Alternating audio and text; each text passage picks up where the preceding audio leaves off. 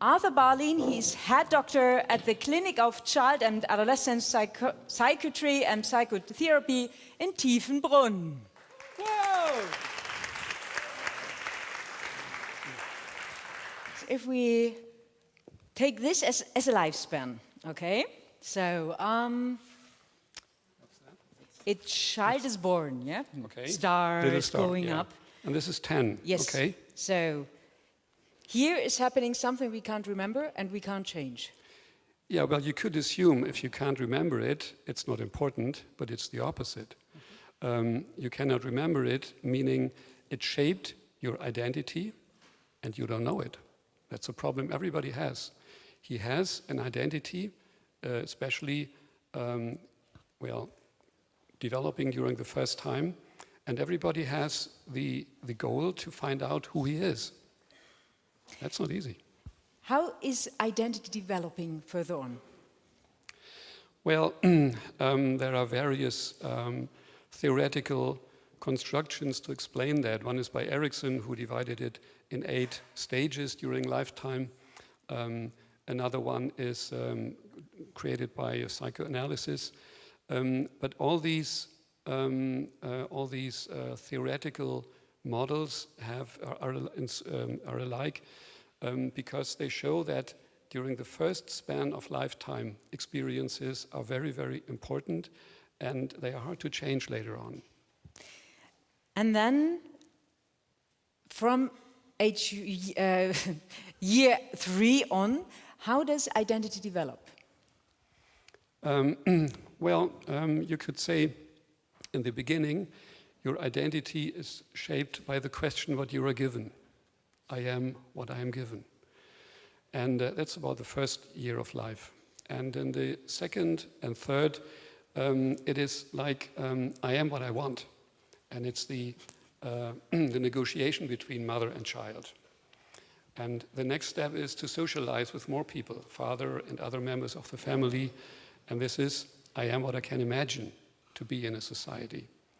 And then the next step is the school kids who have the idea, I am what I learn. If I learn much, it shapes my identity. And it's true, by the way.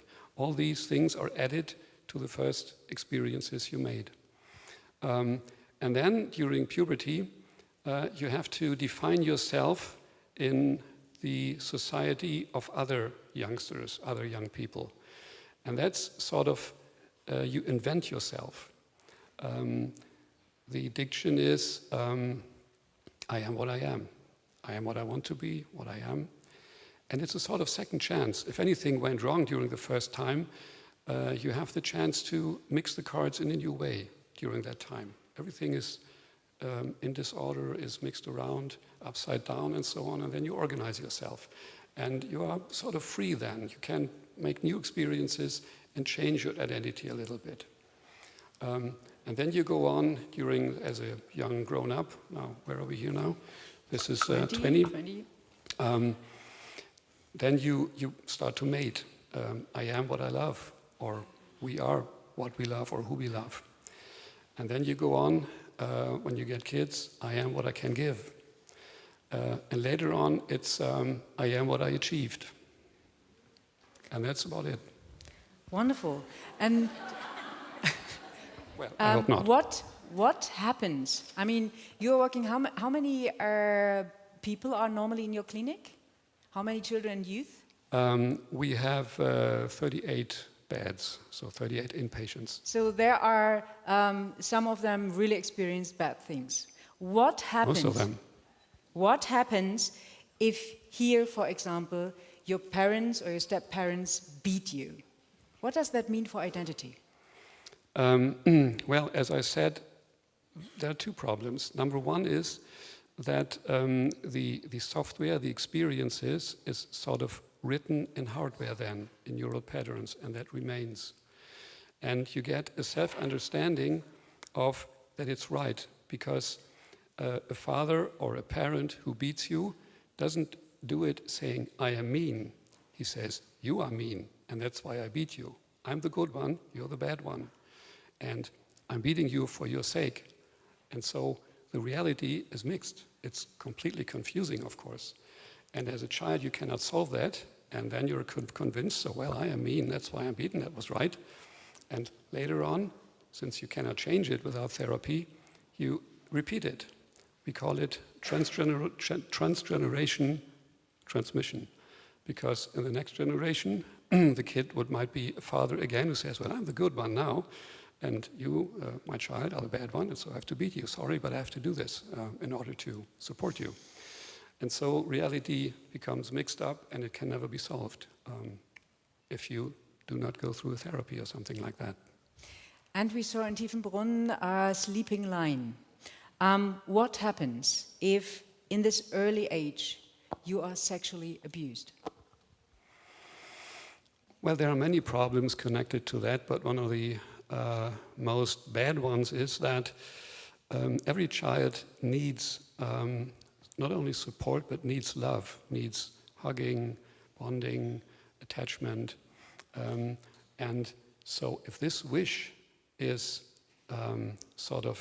it's not misunderstood, it's given back in the wrong way.